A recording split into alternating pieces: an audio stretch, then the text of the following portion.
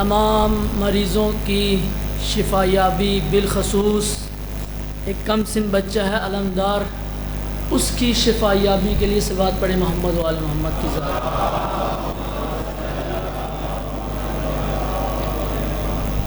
اپنی اپنی عزاداریوں کی حفاظت کے لیے صلوات پڑھیں محمد و آل محمد کی ذات۔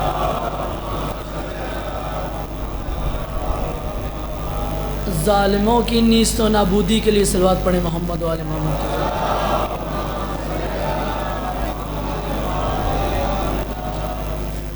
اعوذ باللہ من الشیطان الرجیم، بسم اللہ الرحمن الرحیم، الحمد للہ رب العالمین، الصلاۃ والسلام علی اشرف الانبیاء والمرسلین وحبیب الہ العالمین ابی القاسم مصطفیٰ محمد۔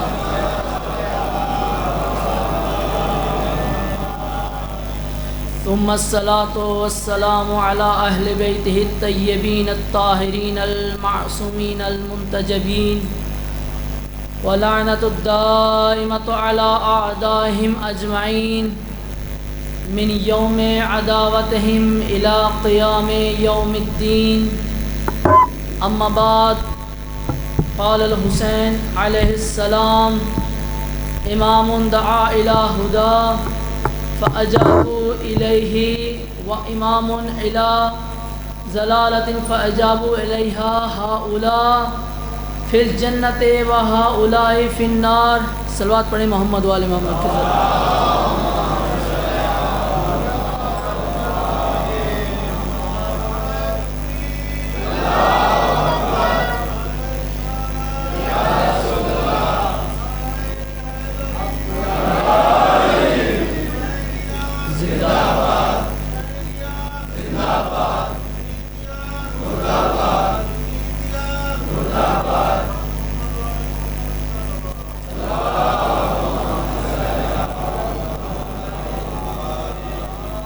امام کا فرمان نورانی کہ جو امام نے کربلا کے راستے میں ایک فرمایا تھا، جس میں امامت کیا ہوتی ہے،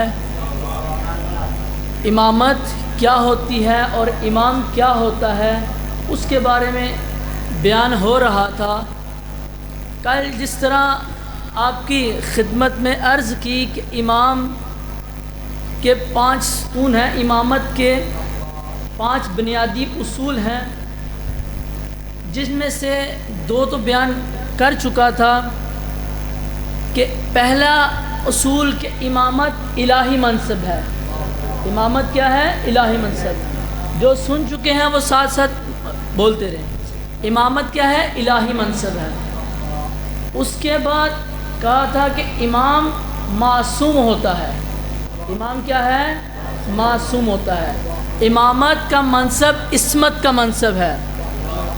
عصمت کا مطلب یہ ہے کہ امام معصوم ہے ہر گناہ سے، ہر خطا سے، حتیٰ کہ ہمارے شیعہ مذہب کے اندر امام وہ ہے کہ جو کبھی نہیں بھولتا، جو بھول چوک کا شکار نہیں ہوتا، جبکہ باقی مذاہب کے اندر ہے کہ امام بھول بھی جاتا ہے۔ لیکن ہمارا عقیدہ، شیعہ نے علی ابن ابی طالب کا عقیدہ جو امامت کا عقیدہ ہے، اس کے مطابق امام بھولنے کے اندر بھی معصوم ہے، یعنی کہ امام کبھی بھی بھول چوک کا شکار نہیں ہوتا۔ پھر عصمت کی تعریف کی تھی کہ عصمت کے امام ہر گناہ سے پاک ہو، ہر گناہ سے پاک ہو، جس کی قرآنی دلیل ہے یہ ہے کہ آیت تطہیر، آیت تطہیر میں اللہ تعالیٰ نے کیا فرمایا ہے؟ انما یرید اللہ لیذھب عنکم الرجس ویطہرکم تطہیرا۔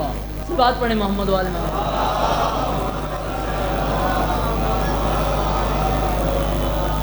اللہ تعالیٰ کہتا ہے کہ میں نے اہل بیت سے اس طرح رجس کو دور کیا ہے جس طرح دور کرنے کا حق ہے۔ اور امامت اس کو ذرا تھوڑا سا جوڑیے گا اس چیز سے کہ امامت خدا کی طرف سے ہے اور خدا کی طرف سے بھی عصمت بھی ہے.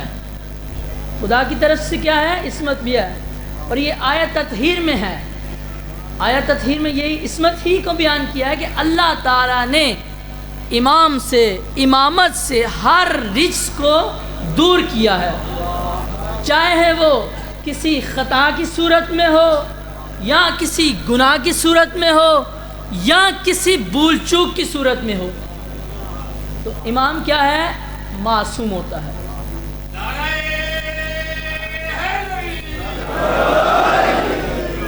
تو جو امامت کو ماننے والے ہیں، جو امامت کا دامن تھامنے والے ہیں، ان کو بھی کیسا ہونا چاہیے؟ جس طرح کا امام ہے اسی طرح ہونا چاہیے نا. صلوات پڑھیے گا محمد والے میں.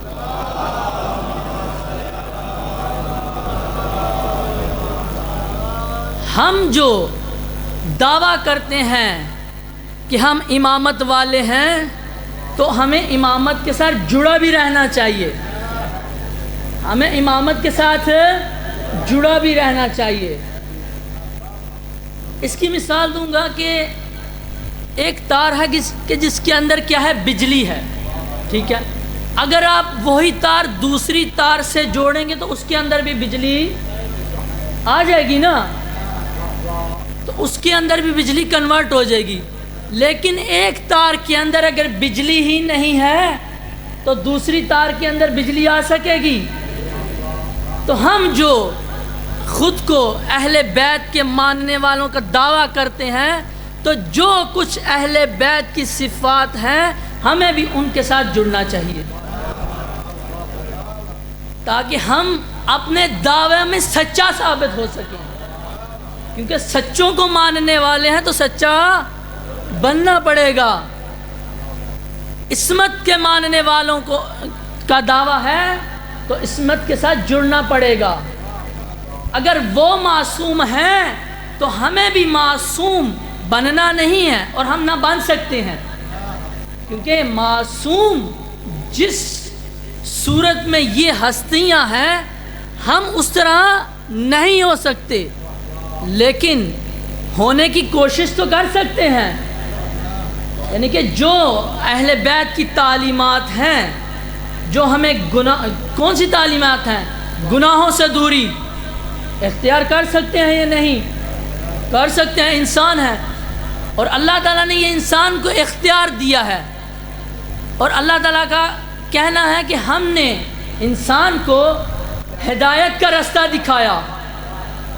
ہم نے انسان کو ہدایت کا رستہ دکھایا اور انسان کے اختیار میں کہ اس ہدایت کے رستے پہ چلتے ہوئے یا شاکر بنے یا کافر بنے، یا شاکر بنے یا کافر بنے. شاکر تو اسی صورت میں بن سکتے ہیں کہ جب عصمت کے ساتھ جڑیں گے، جب عصمت کے رستے پہ چلیں گے، اہل بیت کے رستے پہ چلیں گے. اور اہل بیت کے رستے پہ چلنے کے لیے اہل بیت کے دروازے پہ آنا پڑے گا. اس کے بعد جو اگلی صفت ہے امامت کی کہ امام علم لدنی کا مالک ہوتا ہے. امام کیا ہے؟ علم لدنی. اب سوال ہوگا کہ علم لدنی کیا ہے؟ سوال ہے نا، کیونکہ آپ کے لیے نیا لفظ ہے. علم لدنی کہتے ہیں کہ علم خدا. علم لدنی علم خدا، کہ جو خداوند متعال کی ذات اپنی ہستیوں کو، اپنی خاص ہستیوں کو علم جو عطا کرتا ہے اس کو علم لدنی کہتے ہیں. جس طرح پیغمبر علم لدنی کے مالک تھے اللہ تعالیٰ نے. یعنی کہ ایک اور ذرا تھوڑا سا آسان کروں جو آپ کو سمجھنے میں آسانی ہو. علم لدنی ہے کہ علم غیب. علم لدنی علم غیب کہ جس کے بارے میں رسول اللہ نے کہا انا مدینۃ العلم و علی بابھا. انا مدینۃ العلم و علی بابھا، یعنی کہ میں علم کا دروازہ ہوں، میں علم کا شہر ہوں اور علی اس کا دروازہ ہے. یہ کون سا علم ہے کہ جس کا نبی شہر ہے؟ وہ علم خدا ہے۔ وہ کیا ہے؟ علم خدا ہے، اور اسی علم کے شہر کا دروازہ علی ہے۔ لیکن مسلمانوں نے کیا کیا؟ مسلمانوں نے جب علی علیہ السلام سے بغض اور حسد کا اظہار کیا تو کسی کو کھڑکی بنا دیا اور کسی کو چھت بنا دیا۔ جیسا کہ آپ جانتے ہیں، آپ کے علم میں ہوگا کہ پرانے وقتوں کے اندر لوگ کلوں کی صورت میں رہتے تھے۔ کیا کرتے تھے؟ کلوں کی صورت میں رہتے تھے۔ ایک قلعہ ہوتا تھا، اس کے اندر رہتے تھے، اور اس قلعے کی چھت نہیں ہوتی تھی، اس قلعے کی کھڑکی نہیں ہوتی تھی، اس قلعے کا روشن دان نہیں ہوتا تھا، اس قلعے کی یا دیوار ہوتی تھی یا دروازہ ہوتا تھا، یا دیوار ہوتی تھی کہ جو اس شہر کو، اس قلعے کو لپیٹی ہوئی ہوتی تھی۔ لیکن رسول اللہ نے فرما دیا انا مدینۃ العلم و علی بابھا، میں علم کے شہر کا، علم کا شہر ہوں اور علی اس کا دروازہ ہے۔ امامت کا منصب رسول اللہ سے جب آگے چلا، کیونکہ رسول اللہ جہاں نبی بھی ہیں وہاں امام بھی ہیں۔ جس طرح میں نے آپ کو کل بیان کیا تھا کہ پہلی امامت جو حضرت ابراہیم کو ملی، حضرت ابراہیم سے جب امامت کا آغاز ہوا، کچھ انبیاء میں وہ امامت کا سلسلہ رہا، اور آخر جو آخری نبی پیغمبر مرسل حضرت محمد صلی اللہ علیہ وآلہ وسلم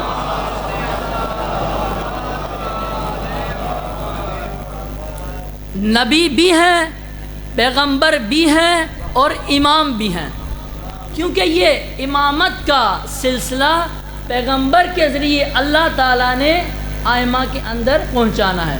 تو اس وجہ سے پیغمبر امام ہیں اور امامت کا سلسلہ ہے۔ یہ جو علم امامت ہے، یعنی کہ رسول اللہ کے بعد جتنے بھی آئمہ، 12 آئمہ ہیں، انہوں نے علم کہاں سے لیا؟ رسول اللہ سے۔ حتیٰ کہ بعض روایات اور احادیث آئمہ سے اس طرح نقل ہوئی ہیں کہ ڈائریکٹ ان کا حوالہ پیغمبر کی طرف سے جاتا ہے، یعنی کہ ڈائریکٹ حوالہ، جس میں سے ایک حدیث جو مولا رضا علیہ السلام نے، صلوات پڑھیے گا محمد،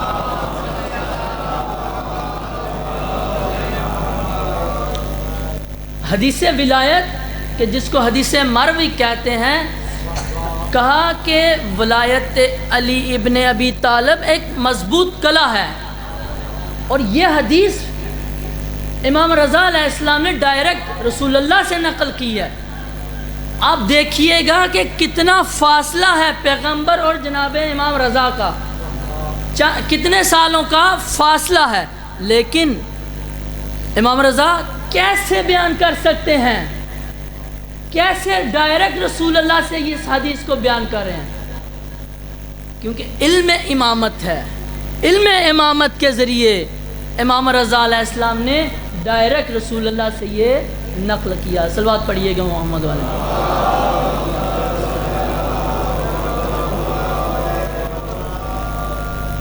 آگے بڑھتا ہوں، اگلا اصول امامت کا کہ امامت نص ہے۔ کیا ہے؟ نص ہے، یعنی کہ حتمی فیصلہ ہے کہ یہ منصوص من اللہ ہے۔ جس طرح کہا تھا کہ نہیں، یہ الہی منصب ہے، یہ کیا ہے؟ الہی منصب ہے۔ نص کا مطلب ہے یہ قطعی فیصلہ ہے خدا کا کہ یہ رسول اللہ نے اپنے زندگی کے اندر تمام آئمہ، 12 امام جو ہیں، ان سب کا نام لے کے یہ امامت کو منتقل کیا ہے۔ تمام 12 آئمہ کا نام لے کے، امام علی سے لے کے حضرت حجت تک سب کا نام لیا ہے۔ تو یہ کیا ہے؟ نص ہے، حتمی فیصلہ ہے امامت کا۔ لیکن اگر کوئی درمیان میں آ کے دعویٰ کرے کہ میں امام ہوں، امامت کا دعویٰ کرے، تو وہ جھوٹا ہے، وہ کیا ہے؟ جھوٹا ہے. کیونکہ جب رسول اللہ نے احادیث میں ہے، رسول اللہ نے جب تمام ائمہ کا نام لیا، تمام 12 ائمہ کا نام لیا، تو اس سے پتہ چل گیا کہ یہ جو الہی منصب ہے یہ منصوص من اللہ ہے، کہ اللہ تعالیٰ نے ایک ایک کر کے تمام 12 ائمہ کا نام بھی رسول اللہ کو بتا دیا ہے. لہذا کوئی اور آ کے دعویٰ امامت نہ کرے. صلوات پڑھیے گا محمد والے.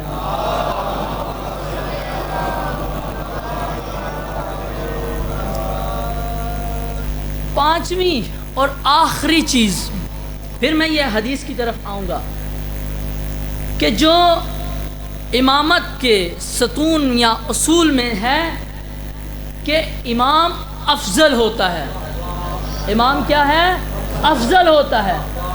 کس سے افضل ہوتا ہے؟ تمام لوگوں کے سے، تمام خدا کی مخلوقات سے افضل ہے. اس کی دلیل کیا ہے؟ قرآنی دلیل بھی ہے. جس طرح ایک آیا ولایت ہے کہ اللہ تعالیٰ نے کہا کہ خدا کی اطاعت کرو، خدا کے بعد رسول کی اطاعت کرو، اور اس کے بعد کہا کہ جو تم میں سے اولو الامر منکم ہیں، ولی ہیں تمہارے، ان کی اطاعت کرو. یعنی کہ اللہ تعالیٰ نے جہاں خود کا ذکر کیا، وہاں رسول اللہ کا ذکر کیا، وہاں ولایت ائمہ کا ذکر کیا. ایک اور آیت سناتا چلوں. قرآن پاک کی ایک اور آیت ہے، وَنُرِيدُ أَن نَّمُنَّ عَلَى الَّذِينَ اسْتُضْعِفُوا فِي الْأَرْضِ وَنَجْعَلَهُمْ أَئِمَّةً يَهْدُونَ وَنَجْعَلَهُمُ الْوَارِثُونَ. کہ ہم نے احسان کیا.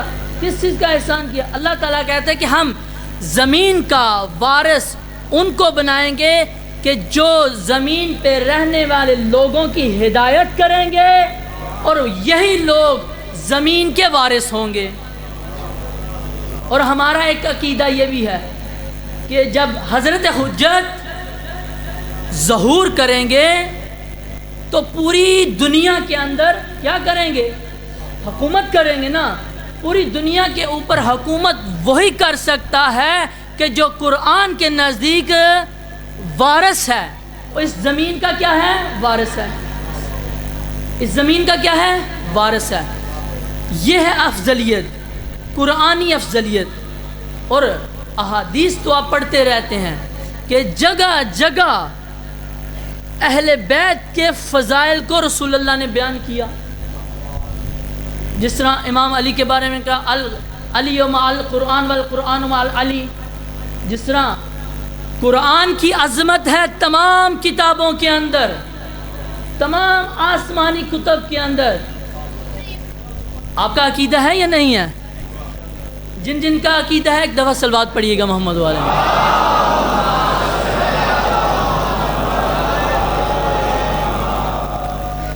جس طرح قرآن افضل ہے اس طرح علی بھی افضل ہے. پھر ایک اور حدیث میں جب رسول اللہ دنیا سے جا رہے تھے، حدیث ثقلین جو آپ نے سنی ہے، انی تارک فیکم الثقلین. رسول اللہ فرماتے ہیں کہ میں تمہارے درمیان 2 وزنی چیزیں، ثقلین وزنی چیزیں چھوڑ کے جا رہا ہوں جن کی قدر و قیمت پوری دنیا میں نہیں مل سکتی. وہ کیا ہے؟ کتاب اللہ و اطراتی اہل بیتی. کتاب خدا ہے اور وہ میری اطرا ہے دوسری چیز، اور یہ دونوں کبھی جدا نہیں ہو سکتی. لیکن آج اور کہا کہ ان دونوں چیزوں سے متمسک رہنا، جڑے رہنا. اگر ان دونوں میں سے کسی ایک کو بھی چھوڑ دیا تو گمراہ ہو جاؤ گے. یہ اس حد تک اکٹھی ہیں کہ حوض کوثر پیغمبر تک پہنچیں گی.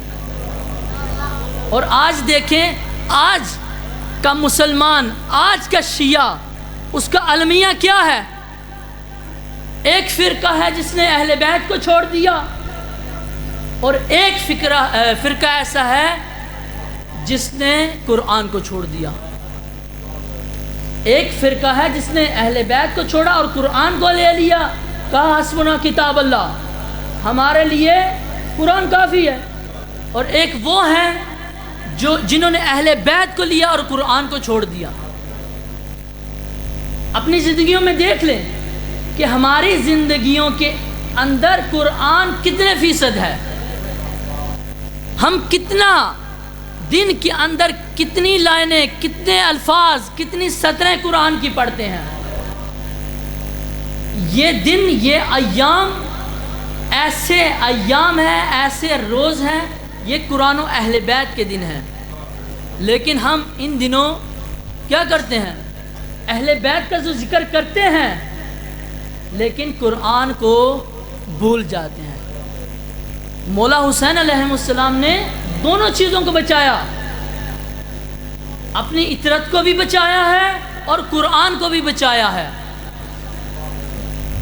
اور دین کے اس مسئلے کے اندر، کیونکہ امامت کا مسئلہ معمولی مسئلہ نہیں ہے، امامت کا جو دعوے دار ہے وہ دونوں چیزوں کو لے کے چلے گا، اور امام نے کربلا کے راستے میں کیا فرمایا؟ اب امام سے پوچھ لیتے ہیں کہ امام کیا ہے؟ یہ تو ہم نے ایک امامت کی اپنی ذہن کے مطابق قرآن اور سنت سے تھوڑی سی تشریح کی تھی۔ اب امام نے کیوں امامت کا مسئلہ چھیڑا؟ کیونکہ کسی نے سوال کیا تھا قرآن کی ایک آیت سے، کہ وہ آیت کیا ہے؟ پوچھا گیا یوم ندعو کل اناس بامامہم۔ اس آیت کا ترجمہ یہ ہے کہ ایک ایسا دن آئے گا، ٹھیک ہے، یعنی کہ قیامت کا دن ایسا دن ہوگا کہ لوگ اپنے امام کے پیچھے ہوں گے، ہر قوم کا، ہر نسل کا امام اس کو پکارے گا۔ یوم ندعو، یا خداوند متعال جس قوم کو بلائے گا، جس فرقے کو بلائے گا، اس کے امام کے ساتھ بلائے گا۔ تو اس کے بارے میں جب سوال ہوا تو امام نے کیا فرمایا کہ امام دعا الی ہدن، کہ امام کون ہوتا ہے؟ امام فرماتے ہیں کہ امام وہ ہے کہ جو دعوت دے ہدایت کی طرف، جو دعوت دے ہدایت کی طرف۔ پھر اس کے بعد فَأَجَابُوا إِلَيْهَا، یعنی کہ جب قوم کو، اپنی قوم اور نسل کو، ملت کو جب ہدایت کی طرف دعوت دے گا تو جو بھی اس کی قوم ہوگی، جو بھی اس امام کے پیچھے چلنے والے ہوگی، فرمایا کہ فَأَجَابُوا إِلَيْهَا، تو وہ قوم اس امام کے حکم پر، اس امام کی آواز پر لبیک کہے گی، اس امام کی آواز پر کیا کہے گی؟ لبیک کہے گی۔ کیوں کہے گی؟ اس کا ایک فائدہ ہے، وہ آگے بیان کریں گے وہاں۔ اب دیکھیں امام، آج ہمارے امام کون ہیں؟ بولے نا، آج ہمارے امام کون ہے؟ امام زمانہ۔ امام زمانہ کیا ہے؟ ہمارے امام ہیں۔ ہم امام زمانہ کو پکارتے ہیں یا نہیں کہ مولا ظہور کریں؟ امام کیوں نہیں ظہور کر رہے؟ سوال ہے نا، کبھی سوچا ہے؟ لیکن ہمارے پکارنے کے ساتھ ساتھ امام بھی ہمیں پکار رہے ہیں، ہمارے پکارنے کے ساتھ ساتھ امام بھی پکار رہے ہیں، کیونکہ امام کا لقب کیا ہے؟ منتظر۔ منتظر بھی ہے اور منتظر بھی ہے، کہ امام ہمارا انتظار کر رہے ہیں کہ ہمارے شیعہ ہمیں پکاریں، اور امام ایک اور چیز کہ ہم بھی انتظار کر رہے ہیں کہ امام جلدی ظہور کریں، کہ امام انتظار بھی کر رہے ہیں اور امام منتظر بھی ہیں، دونوں ہیں، کہ انتظار بھی کر رہے ہیں، انتظار ان کا ہو بھی رہا ہے، ان کا انتظار ہو رہا ہے، نہیں ہو رہا، لہٰذا امام انتظار کرنے والے بھی ہیں اور امام کا انتظار ہو بھی رہا ہے۔ لیکن امام کیوں ظہور نہیں کرتے؟ امام، سوال ہے کیوں امام ظہور نہیں کرتے؟ کیونکہ امام دعا امام کے اس قول کے مطابق امام پکار رہے ہیں ہمیں ہدایت کی طرف کہ میرا حقیقی شیعہ مجھے پکارے تو میں اس کو جواب دیتا ہوں. امام کا حقیقی جو شیعہ ہوگا امام اس کو پکاریں گے تو امام اس کو جواب دیں گے.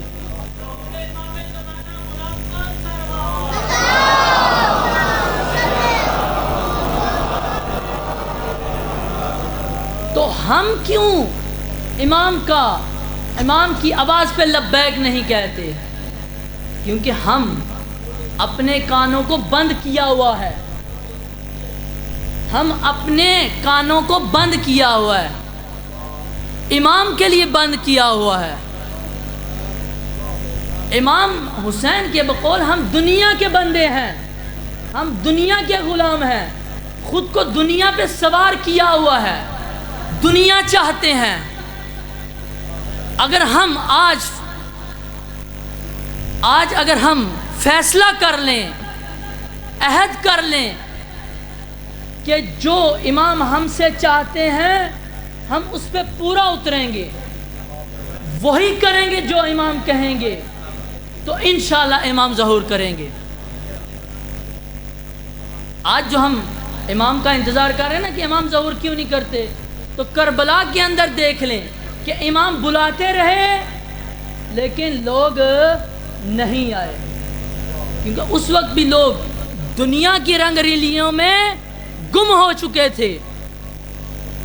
امام جب آواز دے رہے تھے، بلا رہے تھے، جگہ جہاں کہا کہ آؤ ہمارے ساتھ اپنا رحلہ باندھ لو، سفر باندھ لو، لیکن لوگوں نے امام کی جو آواز ہے وہ کان بند کر دیا، امام کی آواز نہیں سنی.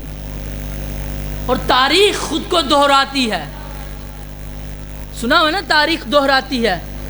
آج بھی امام ظہور کیوں نہیں کر رہے؟ کیونکہ ہم زبان سے تو چاہتے ہیں کہ امام تشریف لائیں، امام ظہور کریں، لیکن ہم دل سے نہیں چاہتے. ہمارے دل تیار نہیں ہے امام کی ظہور کے لیے، امام کی آواز پہ لبیک کے لیے ہمارے دل آمادہ نہیں ہے. پھر اس کے بعد فرمایا کہ ایک اور امام نے امام جو ہے دو طرح سے، ایک امام نے کیا کہ جو ہدایت کی طرف بلاتا ہے وہ بھی امام ہے، لیکن ایک اور بھی امام ہے. فرماتے ہیں کہ امام دعا الی ضلالۃ، ایک وہ امام ہے کہ جو گمراہی کی طرف بلاتا ہے، جو کیا ہے، گمراہی کی طرف بلاتا ہے. آج ہم امام ہدایت کو چھوڑ دیا ہے ہم نے، لیکن امام ضلال کو لبیک کہہ رہے ہیں. اگر دنیا کو ہم نے اپنے اوپر سوار کیا ہوا ہے، ہم دنیا کے اگر بندے ہیں تو کیا ہے کہ ہم امام ضلال کی طرف جا رہے ہیں، امام ہدایت کی طرف نہیں جا رہے. اور یہ میں نہیں کہہ رہا، امام فرما رہے ہیں. فَأَجَابُوا إِلَيْهَا، اور جب امام ضلال بلاتا ہے اور یہ اس کی آواز پہ لبیک کہتے ہیں. دنیا کی طرف بلا رہا ہے تو دنیا کی طرف چلے جاتے ہیں، اگر فساد کی طرف بلا رہا ہے تو ہم اس کی طرف چلے جاتے ہیں، اگر گناہ کی طرف بلا رہا ہے امام ضلال تو ہم اس کی طرف چلے جاتے ہیں، لیکن امام ہدایت کی طرف نہیں جاتے. پھر فائدہ کیا ہے اور فرق کیا ہے ان دونوں کا، امام ہدایت اور امام ضلال کا؟ فرمایا ہؤلاء فی الجنہ، کہ جو امام ہدایت کی آواز پر لبیک کہے گا وہ کیا ہے، وہ جنتی ہے، وہ کیا ہے، جنتی ہے، وہی جنت میں جائیں گے. وہؤلاء فی النار، اور جو امام ضلال کی آواز پر لبیک کہتے ہیں وہ کیا ہیں، دوزخ میں جائیں گے. اب یہاں اب اپنا خود فیصلہ کر لیں، ہمیں کہاں جانا ہے، امام ہدایت کی طرف جانا ہے یا امام ضلال کی طرف جانا ہے، یا جنت کی طرف جانا ہے یا دوزخ کی طرف جانا ہے، یا کربلا کے راستے پہ جانا ہے یا یزید کے لشکر کی طرف جانا ہے؟ یہ فیصلہ اب ہم نے خود کرنا ہے۔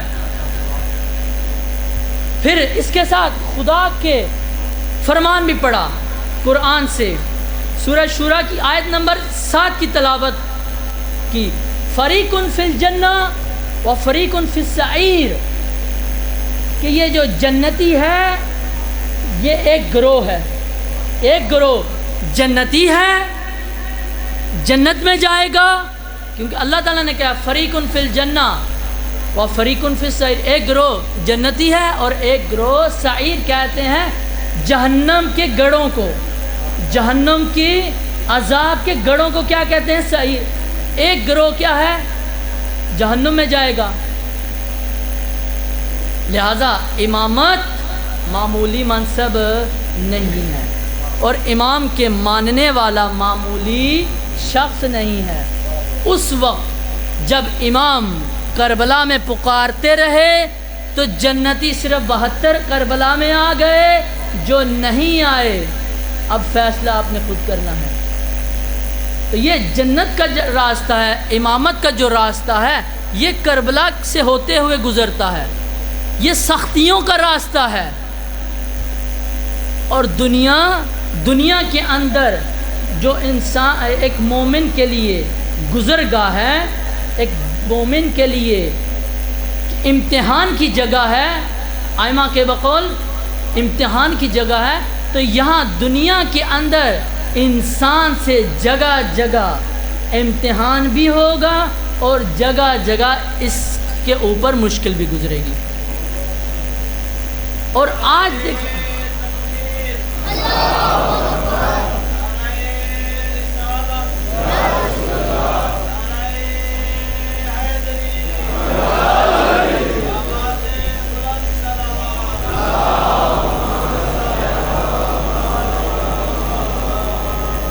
آج کے دور، اگر آپ کے سامنے آج کے دور کو رکھوں تو آپ خود فیصلہ کریں گے کہ کون سا فریق، کون سا شیعہ، کون سا امامت کے ماننے والا آج کے دور کے امام کی آواز پہ لبیک کہہ رہا ہے، اور کون سا ایسا فرد ہے کہ جو امامت سے دور ہو گیا۔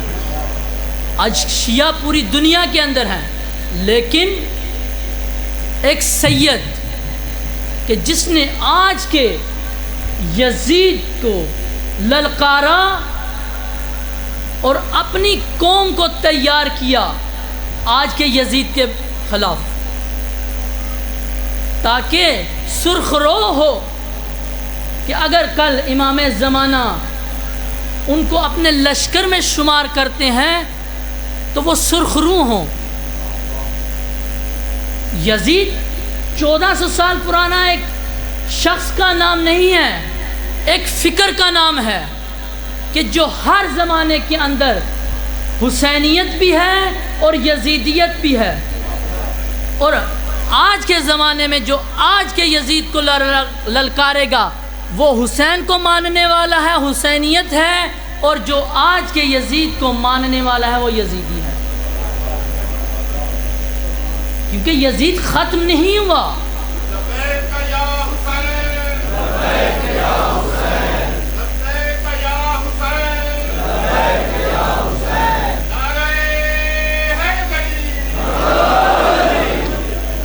رہبر معظم، شہید رہبر معظم سید علی خامنئی کتنے سال، 40 45 47 سال یزید وقت کا مقابلہ کرتے رہے، یزید وقت کا مقابلہ کرتے رہے، اور جب ایک شخص اتنے سال یزید وقت کا مقابلہ کرتا ہے تو یہ نصرت الہی اور نصرت امام کے بغیر ممکن نہیں ہے۔ یعنی کہ اگر ہم فیصلہ کریں کہ ہم آج اپنے وقت کے یزید کو للکاریں گے، اس کے خلاف آواز بلند کریں گے، تو امام زمانہ ہماری نصرت کریں گے، گھبرانا نہیں ہے، کیونکہ قرآن کا فیصلہ ہے، خداوند متعال نصرت کرے گا۔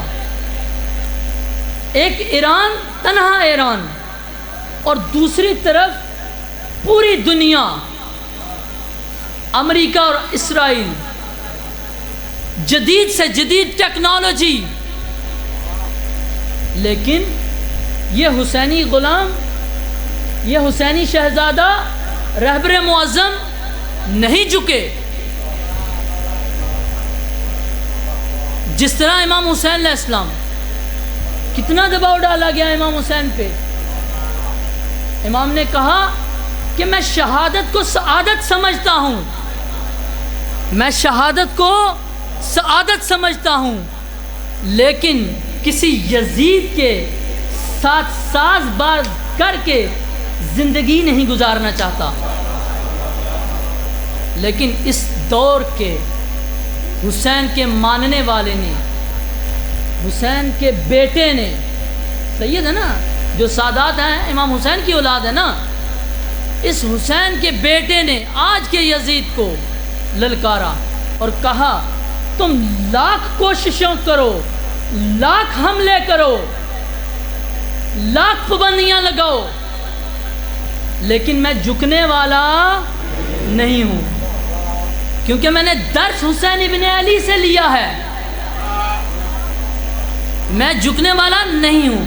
جس طرح اس سید نے درس حسین ابن علی لیا ہے، یزید کو جھکے نہیں، اپنا سر لٹا دیا ہے، اپنا گھر لٹا دیا ہے امام حسین کی طرح، اپنے بچے لٹا دیے، لیکن یزید کے ہاتھ پہ بیعت نہیں کی. اور ہمارے لیے پیغام چھوڑ گئے کہ میں جو پوری دنیا کا مقابلہ کر سکتا ہوں حسین کے راستے پہ چلتے ہوئے، تم بھی مقابلہ کر سکتے ہو، کیونکہ میں نے بھی درس حسین ابن علی لیا ہے اور تم بھی درس حسین ابن علی لے سکتے ہو.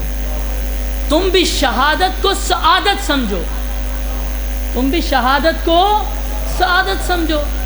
جس طرح آپ ایک چھوٹی سی یہاں اگر سعادت کی بات آ گئی، میں سعادت بھی سمجھاؤں آپ کو، کیونکہ میرا فریضہ ہے. سعادت خوش بختی کو کہتے ہیں. سعادت کسے کہتے ہیں؟ خوش بختی کو کہتے ہیں. اس کو اگر آپ اپنے پیمانے پہ سمجھنا چاہیں تو ہر شخص، اللہ تعالیٰ نے انسان کو فطرتاً سعادت طلب،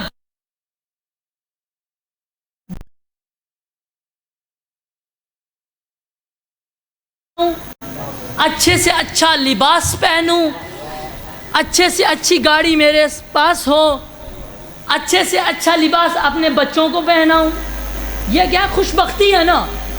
تو امام کہتے ہیں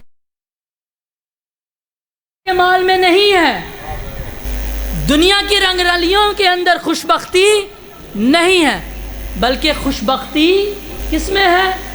شہادت میں ہے. خوش بختی سعادت کس میں ہے؟ شہادت میں. کہ شہید جو ہے وہ قرآن کہتا ہے کہ شہید زندہ ہوتا ہے. شہید کیا ہے؟ زندہ ہوتا ہے. شہید کبھی مرتا نہیں ہے. جیسے اس وقت جب اسلام آیا، شہدائے اسلام نے جب اپنی جانوں کا نذرانہ پیش کیا تو منافقین نے کیا کیا؟ ایک پراپوگنڈا کیا کہ یہ تو مر گئے، ہم تو انہیں سمجھاتے تھے نہیں جاؤ رسول اللہ کے ساتھ، نہیں جنگ کرو. لیکن رسول اللہ کو اللہ تعالیٰ نے وحی کی، قرآن پاک کی آیت بھیجی کہ ان لوگوں کو کہہ دو کہ یہ جو شہید ہیں یہ زندہ ہیں، ان کو مردہ شمار نہیں کرو.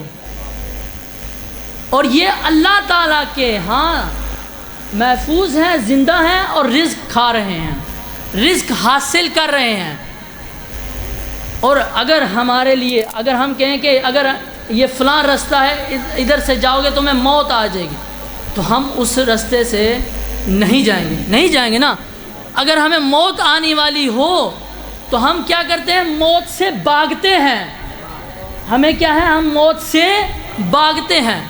لیکن امام حسین کہتے ہیں کہ اگر تم موت سے بھاگنا ہے، خوش بختی والی زندگی چاہتے ہو، تو شہید ہو جاؤ۔ شہید کیسے ہو جاؤ؟ اہل بیت کے رستے پہ آ کے درس حسین ابن علی حاصل کرتے ہوئے شہید ہو جاؤ۔ اس سے ہٹ کے زندگی نہیں ہے۔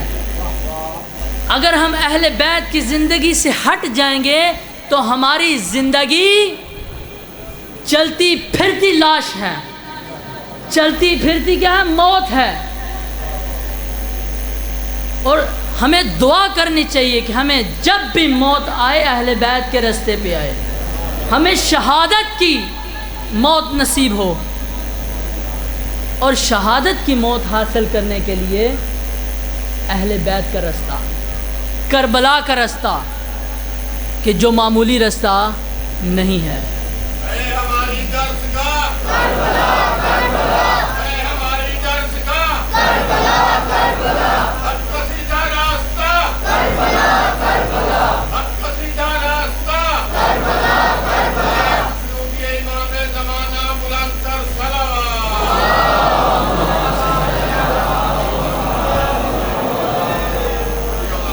کربلا کا راستہ شہداء کا راستہ ہے۔ کربلا میں امام حسین نے بہت اپنا قیمتی سرمایہ لٹایا ہے خدا کی بارگاہ میں۔ ایک جو قیمتی سرمایہ حسین تھا، 7 محرم ہے، خیموں میں پانی بند ہو گیا۔ جب 10 محرم کو سب انصار، سب اصحاب شہید ہو گئے، توجہ کریے گا،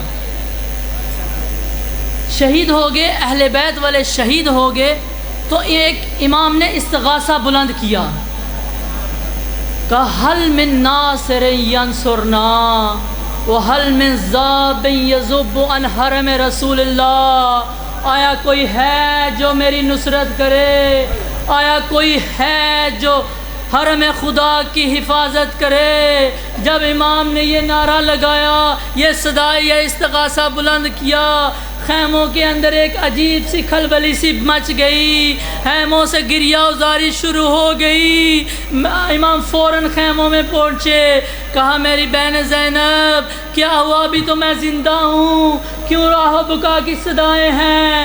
کہا ایک عجیب منظر ہے خیموں میں کہ جب آپ نے یہ استغاثہ بلند کیا ہے، اصغر کی عجیب حالت ہے، اصغر اپنے گہوارے پہ زمین پہ آ گیا ہے۔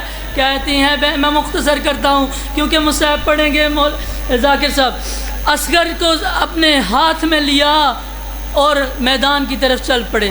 میدان پہ پہنچے، میدان میں جب پہنچے کہا عیش کیا، تمہاری نظر میں قصوروار ہوں، لیکن یہ میرا شے ماں کا ننھا اصغر تو نہیں، تمہاری جنگ مجھ سے ہے، اس سے تو نہیں۔ یہ بیچارہ 3 دن کا پیاسا ہے۔ جب یہ امام نے خطاب کیا تو فوجی اشقیاء میں ایک عجیب سی کھلبلی سی مچ گئی، کہا اصغر کو پانی پلاتے ہیں، لیکن ہمارے ساتھ کہتے ہیں حرملا اقطع کلام الحسین، اے حرملا حسین کے کلام کو روک دے۔ میں نہیں پڑھتا کس طرح کیسا تیر تھا، بس اتنا کہتا ہوں ایسا تیر مارا کہ جس کے 3 منہ تھے، جو جنگوں میں حیوانوں کے لیے استعمال کیا جاتے تھے۔